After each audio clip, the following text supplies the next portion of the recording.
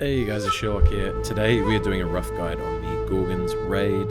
I have done a rough write-up on the website for you guys, but this is going to be more of a visual interpretation of what's going on. It's just kind of a casual talk along as we go through the run, just explaining some of the mechanics and my thoughts behind what we're doing. Now, at the start here, we're just going to have a quick look at a team composition. It's pretty standard. You've got your main tank. We're going to run two healers. One is going to be a main healer with likely a flail offhand. This person here, all they really need to do is just focus on heals, maybe some buffs and debuffs with the flail, and really just focus on keeping the tank alive. Next up, we have a VG main and a backup healer. This one here really is essentially a DPS with keeping some heals on the DPS side. Quite often on the bosses, you know, you're quite far away, you're fighting on a tail, etc. So you can keep some heals on the DPS side, and then if the healer goes down, you're back up, you're straight away trying to get those heals onto the tank. You have an enfeeble spear. This one here is a very important role, keeping up enfeebles and your weakens on the bosses, the mobs, just everything. Enfeeble spear is a very important role. We have greatsword. This doesn't have to be greatsword. You could run another spear and only take 1 point in your skewer and your perforate, just that way you can spread out some more rends. That is a little bit of a flexible DPS spot, but greatsword is some very nice damage in this I was going to say dungeon, in this raid. Group 2 is going to be your main damage group. You have your blood rapier. They are the star of the show. They are the most damage. You could look at running a couple of blood rapiers here if you want. So this team composition here isn't a one-all be-all. This is just going to be a pretty good guide to get you going, get you into the dungeon, the raid, sorry, and this will get you through it and get you cleared until, you know, it's going to take a little while. There's some very high-level teams over in NA at the moment doing some min-maxing stuff. It's going to be interesting to see what comes of that in the future and the changes and optimization and the meta of this raid. From there, you have 4 evade rapiers. These guys are just absolute smack. Just do the damage, get in there. Now for offhands, for the spear, you can run a great axe offhand for some of the trash mob areas. Otherwise, just run like finisher offhand or something just to boost your spear's damage. Great sword, depending, pretty much the same as the spear. You can run a great axe offhand. For the great sword, you can also look at switching to evade rapier for bosses if you want. Evade rapier is probably the safest DPS option in the game because you've got a lot of healing through leeching flurry, a lot of invulnerables, etc. For the evade rapiers and the blood rapier, you're pretty much looking at taking ice gauntlet offhand or fire staff, especially in the first boss. With ice gauntlet, you can put pylons up on the pillars, which will help break the stamina. And then for the last boss, if you want, you could look at switching to like a musket or a bow if you want a ranged option, as it is quite a chaotic fight. Next up, we're just going to have a look at some of the consumables here quickly before we start getting into the actual raid. You have your attribute food. Make sure you're taking the best attribute food possible for yourself. There's a little bit of a list on, so all of this here is just screenshots from the website. It's got a list of the best food for each attribute type. Honing stone, make sure you take your powerful honing stone. This gives you 7% in power. You want all of your trophies. If you don't have the ultimate trophy, you want your angry earth, your corrupted, and your wildlife. Try and make sure you have the highest tier, the major ones of these, as it will significantly boost your damage. So you have your Angry Earth Ward potions. This one's here will protect you from the bulk of the damage within the dungeon. You have your Angry Earth coatings. This here will boost your damage against a lot of mobs in the dungeon, probably 95% of them. Artesian flatbread, this here can also be hearty meals. This one here just gives you a small little bit of healing on the side if you need it, which then leads us into your main healing potions, which you'd be looking at regeneration serum, infused health potion. If you have healthy toast on your earring, you can take mana potions, and then powerful gemstone dust or oak flesh balms can be super solid option as well.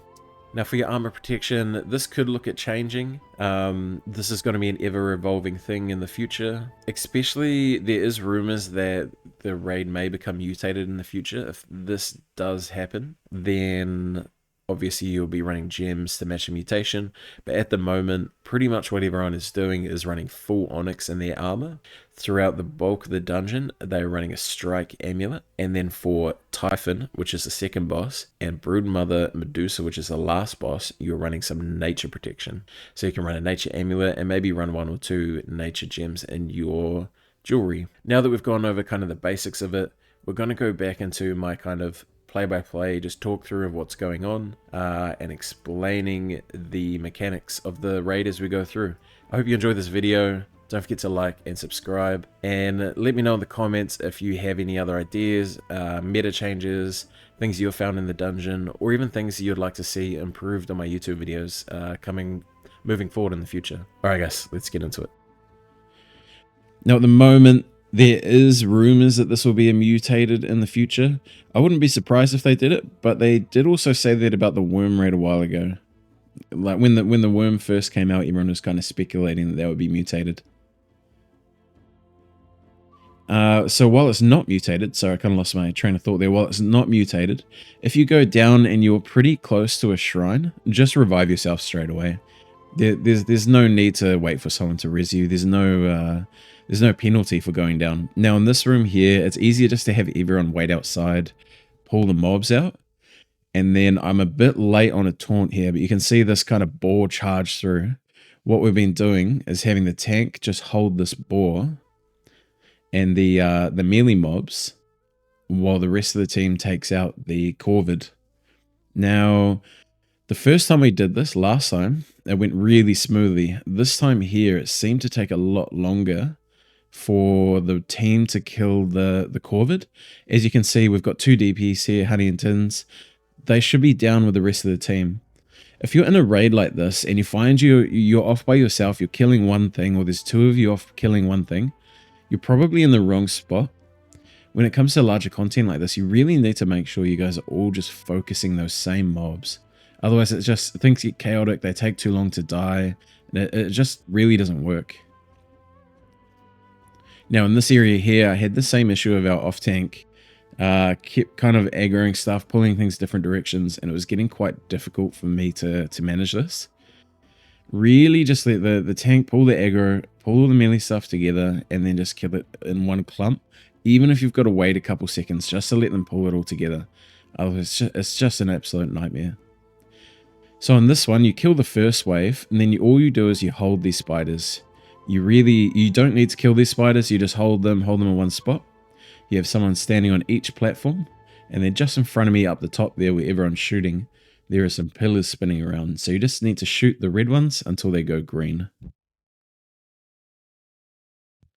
Alrighty, we are up to the first boss, Echidna here. So this one here is kind of a stand break style boss. There's a few different mechanics here. So one of them, there's some pillars that come up out of the ground. If you're standing on those pillars and you're shooting the boss, you'll do extra stam damage.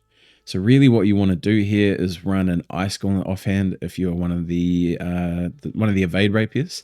When the pillar comes up, hopefully you're on top of it. You can place your ice pylon down, leave it on top of the pillar. That's going to keep shooting the boss and breaking the stam. Now everyone on the ground, you can either have your great swords or probably evade rapiers. You're just going hard on the boss. Now I'm going to leave it at that for now until some more mechanics come up and I can explain those as they come. Now as the tank, you want to kind of turn him and face him towards the outside of the arena. In the background there you can see the pillars that I was talking about. So as a tank, just try and hold bosses as still as possible.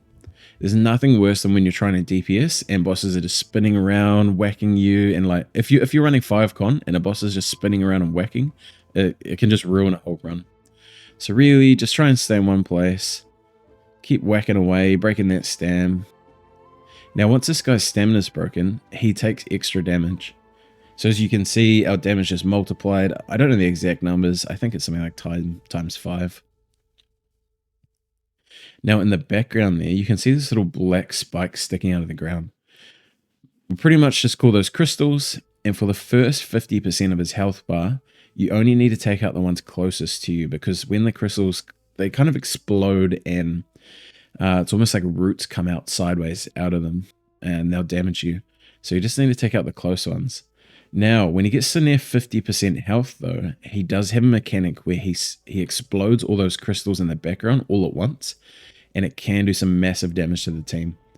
So as soon as he's near kind of 50% health, you need to make sure that you're clearing all of those crystals in the arena. Here we are at 50% health, he's turning around, he's kind of just having a good old time, standing up. Here he just kind of has a little charge, decides he wants to try a little bit harder. throw some more crystals down, and everyone needs to go clear those crystals again. Now here, after he does his little charge, he's going to do this jumping animation you can see. You need to jump before he hits the ground. So it's kind of when he's at the apex of his jump, maybe just on the apex coming down. That is when you need to jump.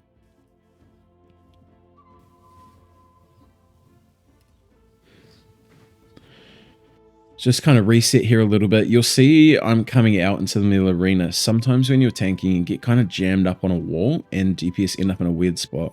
Sometimes it's just good to call like, hey guys, I need to pull him out. Just be careful for a second, move away from it, come back in and get him on a better angle. Just make sure you're communicating with the team so they know what's happening, you know. There's no point breaking his stem just after he does crystals, otherwise you won't have enough time to go and clear them. So we're just kind of holding off on the stem here for a second. Team's finished killing the crystals, and then we go back in to break the stem. Now, unfortunately, we're probably about half a second late. You can see here we just got a slither of stem left, so he goes back for another jumping animation. Now, the first one he'll usually do about 4 times. After that, it's kind of hit or miss. So usually he's been doing like 2 jumps after the first one for us. So we broke the stem, we get in there, we're doing some big damage, and we're just going in for the kill now. Now, you could try and greed it here for the kill, but we take it safe. We go and kill these crystals, just send the rest of the DPS off. We're already missing a couple of them are in the VIP seats outside there.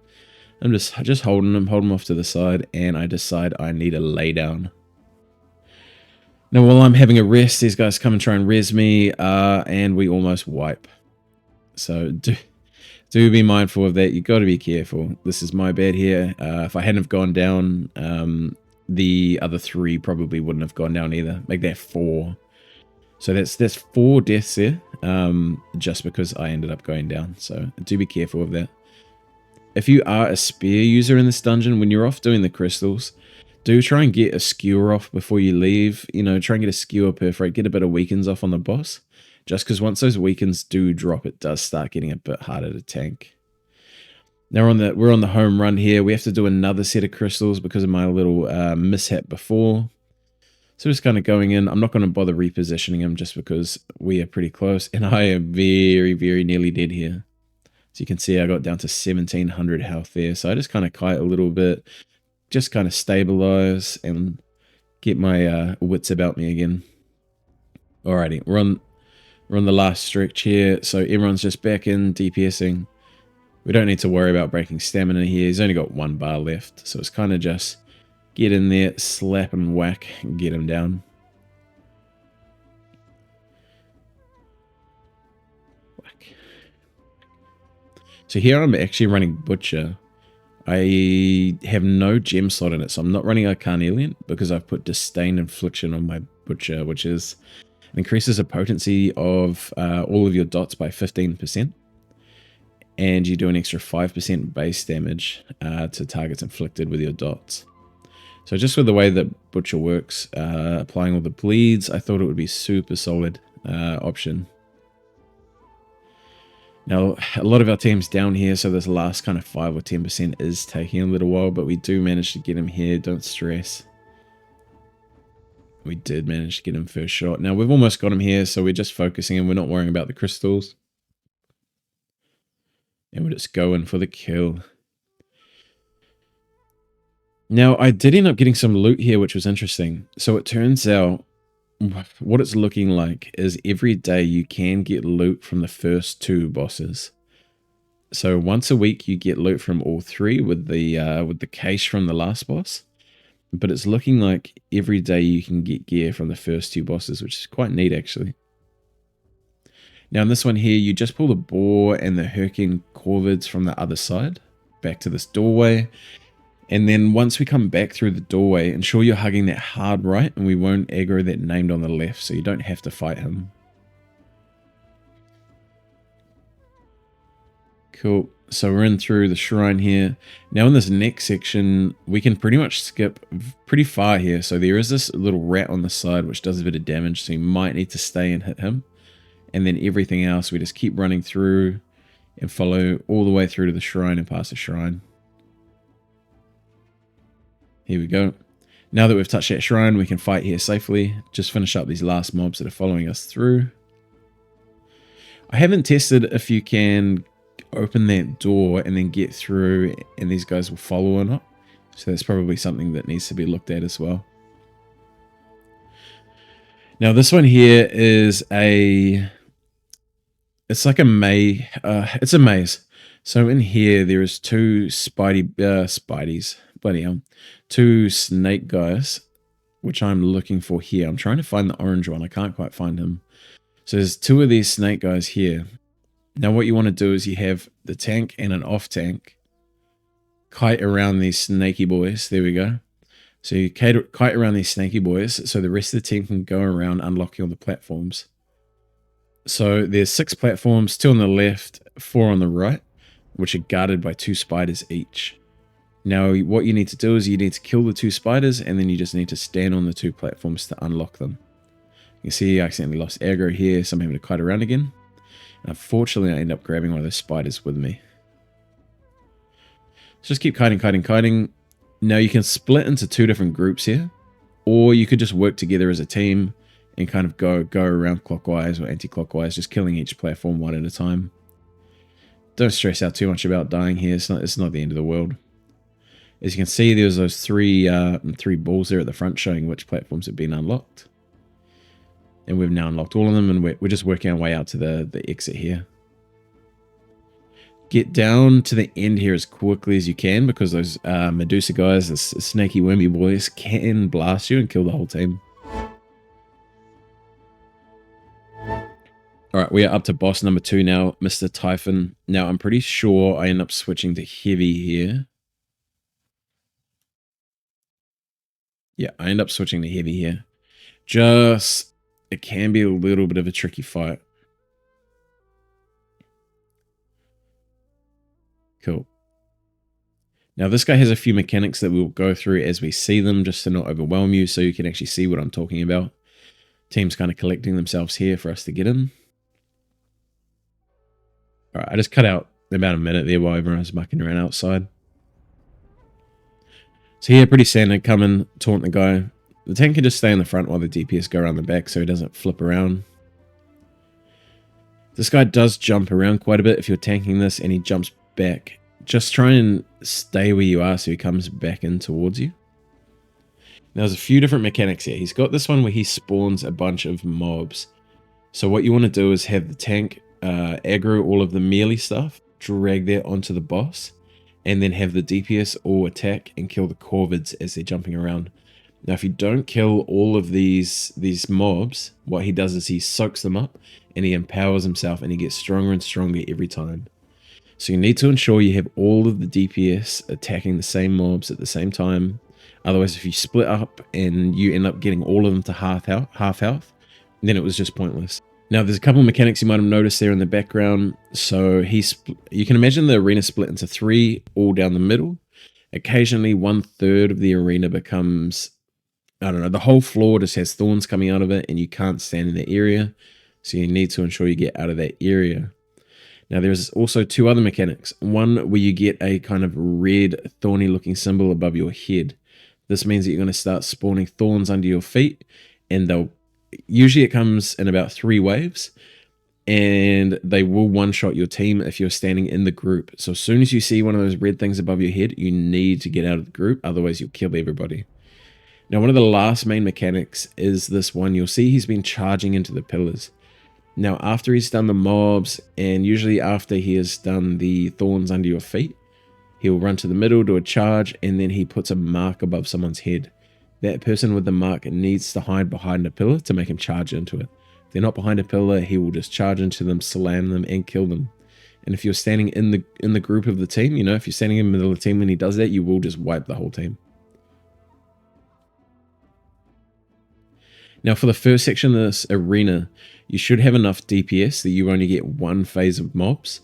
In the middle section, you should get 2 phases of mobs.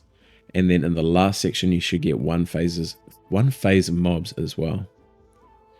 Now, here we are. We're in the last third of this dungeon here now. You can see there's a few people in the back running around with those thorns over their head, taking those stabby things away from the team. And he's about to spawn some mobs here. Here we go. So just try and taunt what you can. Bring the melee guys back into the boss.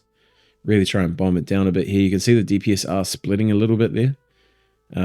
Here I call not to worry about that Corvid because there's no chance that they get that Corvid before he explodes. Unfortunately, I do go down again a little bit there. I got caught in some thorns, but we get up and we get it all back together. Now we are slightly low on DPS here just because it did get a little bit chaotic. So here we spawn another wave of mobs. We pull these all together. Once you kind of get the feel for it, you're essentially just doing the same kind of rotation of mechanics, maybe 6 times. So you can see in the middle there, the 1/3 of the arena got split. Try and call which side you're going to go to, just so you can kind of keep everyone on the same page. Here we just lost a couple DPS. He's just jumping around a bit too much. I'm moving back so he comes in towards me, so he's not spinning so much onto the DPS. And here we call to ignore the mobs and just kill the boss. It was pretty close. It was getting a bit hairy here, to be honest, but we got through it. And we got the artifact hammer. And then I go and die from some bleed damages afterwards.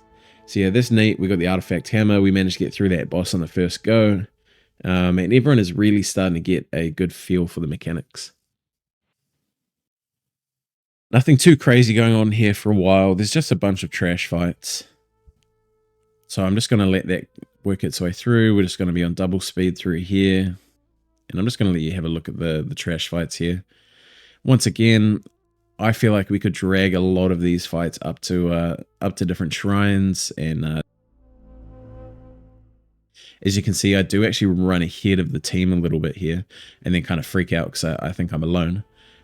So yeah, I think after that first gate, you can probably just drag everything up to this shrine here.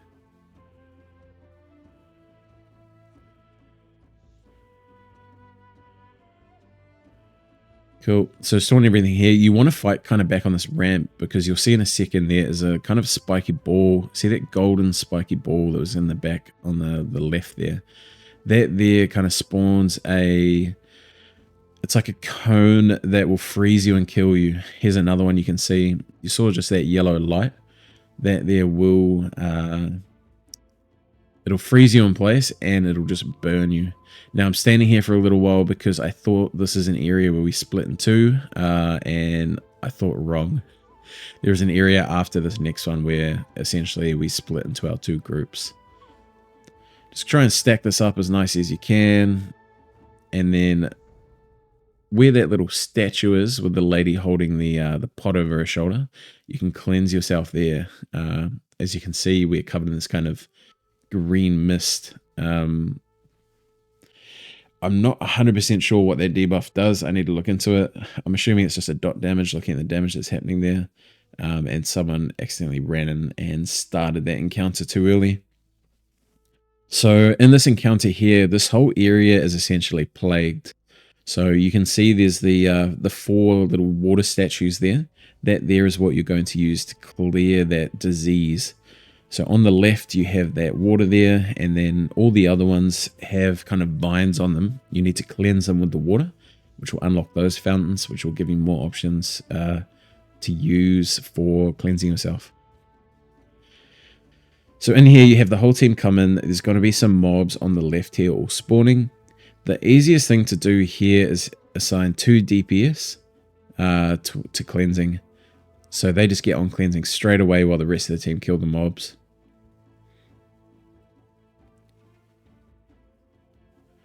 So it's a little bit chaotic here. We had a few people who hadn't done this before, didn't really realize what was going on. And one of the people that was supposed to be cleansing wasn't, which kind of messed us up a little bit. But yeah, so if you just have 2 DPS here, cleansing, working their way around kind of counterclockwise, cleansing the shrines, cleansing the team in the center of the arena, just getting rid of all that poisonous gas and mushrooms all over the floor. This will go pretty smoothly. This here kind of foreshadows the last boss, because in the last boss there is a similar cleanse mechanic that you need to use. All right, so now that we are past this cleanse room, this is a section I was talking about where you split into 2 groups. The easiest way to do this is just to go group 1 left, group 2 right, have the off healer go with the main tank, and have the main healer go with the off tank. Just because the off tank is more likely to need more heals. Now, none of this stuff really wants to group together. Once again, I think we could just drag all of this up to the top and try and fight it on a corner, you know, try and line of sight it on a cliff or something up here so it comes up. And just be careful at the top of these stairs. There's another one of those kind of Medusa freezy wheezy balls that will definitely kill you if you get blasted. Now, there is kind of a safe bit in the middle if you go up and towards the door. So there's another kind of Medusa ball near the gateway down the end, but you can kind of fight in the middle. But it is easiest just to come back to these stairs and just fight them back there. You need both sides, so you need group 1 and group 2 to have cleared their respective sides to open up this last doorway. Now we're up to the last boss here. We do fail this the first couple times. Just a couple simple mistakes. So what I'm going to go and do is just cut out the failures just to kind of shorten the video a little bit and get onto the successful run. Alright guys, so here is our successful attempt. So as you can see, I'm light tanking this. We are greatsword and sword and shield. Now in each corner there is a fountain with some water on it. That there is the same cleanse mechanic that we saw in the room earlier. There's a few things this is going to be used for, which we will go over. First mechanic though, on the right hand side you can see there's some eggs there which the DPS are fighting. That's the first mechanic you're going to see in this dungeon, in this boss fight, excuse me, which happens usually around kind of that first 10% breakpoint. Now as soon as those spawn, you need to be killing them, and you ideally want to be focusing the same egg as they do heal slightly. So just have all DPS on one egg and then move to the next. Now the next mechanic you can see, we have these 4 fountains, one in each corner with the water. Now what this does is it cleanses all these different mechanics that the boss spits at you. There is a few different ones, and as you can see there are some blooms which just came up on the ceiling there. You can kind of see it out of the corner there. There are some flowers up the top there and a flower on the back of the boss. Now these are what are going to bring these mechanics out that you need to cleanse. There is a grey mist that stands on the floor. If you stand in this grey mist, it will permanently stun you. The only way to get out of it is to have someone throw the cleansing water on you. Now there's also a green kind of a toxic haze that comes out of the top ones. This one here will do massive nature damage. And then there is that kind of brimstone looking acid underneath the boss as well too that will also tick on you. So there's a lot of different stuff that can stack up on you here, and you need to ensure that you're cleansing it. Now the cleansing water is limited, so you can't just go spamming it as well. Don't just keep spamming it as soon as it's up, otherwise you won't have it when it's needed. So you can see there I went to go and grab a cleanse, and someone else had either grabbed that one right there, or they had been spamming it on the other side and I couldn't get the cleanse in time, which ended up leading to me dying. So do try and make sure that you're not taking too many cleanses, just to give, yeah. You want to have the cleanse when you need it, essentially. You want to have the cleanse when you actually need it. Now as a tank, try and keep this so it's not too chaotic. Try and bring everything back to the same spot, just so the DPS know what they're dealing with. If you're running around in circles and the DPS can't really get any kind of systems going, it makes their life very difficult. The next one with the cleanse water is you don't want to throw it on the boss. Throwing the cleanse water on the boss is what makes it charge, and it won't necessarily charge at the person that threw the cleanse water either. It'll just randomly out of nowhere charge through. So if you're doing this, it could actually end up getting your DPS killed. So just be mindful of that. Now the tank should be able to just cleanse himself unless the worst happens and they end up getting stuck. So all you need to do is kind of just grab a cleanse there and throw it on yourself. And then that there kind of takes out the risk of throwing it on the boss and making the boss charge. Now, one thing I was doing is I was kind of leaving it a bit too late to cleanse sometimes, and I was just standing in those poisons. I think I should cleanse those poisons slightly sooner that are just under the boss. once you get kind of under that 50% breakpoint, I'm not sure if it's the same time every time, but there will be vines spawning on the fountains. They're not too tough to clear. Just quickly kill those, get those vines down, and then carry on. Once you kind of get an eye out for all these different mechanics, cleansing the bits and pieces, getting the flowers, etc., it's just a matter of cycling through these mechanics and just trying to keep it just as stable and unchaotic as possible. That's always my go-to when trying to control bosses and tanking, is the less chaotic that I can make it, the easier it's going to be on everybody in the team. So here we are, we're just working our way through the paces, just one, just do a cleanse, just carry on. So the only other thing you really need to worry about here is kind of an order of importance. So as a DPS, you really want to be focusing on the flowers as soon as they spawn. So there's the 1 on the boss's back and then the 4 on the ceiling. So you really just want to be focusing on those. I believe you should call a flower to go for so everyone kills the same one, rather than taking 20 seconds, let's say, to kill 4 of them. You can kill one every 5 seconds if everyone attacks the same one, and you're reducing the amount of mechanics and debuffs and everything on the floor, by a quarter every 5 seconds, rather than having all of them there the whole time. That's just the way that I feel about stuff. Whether it's mobs or anything, I feel like everyone should be attacking the same thing. Now you can see the eggs just spawning in front of me there. Everyone has to jump in immediately and get those. And it's just getting a little bit chaotic. Everyone's getting a bit stressed out. And our healer just went down here. So this is the reason I'm kiting around. I'm in comms here saying, like, careful, careful, careful. I'm kiting, the healer's down. And then once we get the healer back up, we can kind of just chill out a little bit, get our wits about us again, and just finish off the boss. So here we are. We're on the last couple %. Everyone's ignoring the eggs, and we kill the boss. Now I've already got my my weekly reward here, so I didn't get anything else. But yeah, so that's it there. That's a little bit of a rundown of the dungeon, the Hive of Gorgon.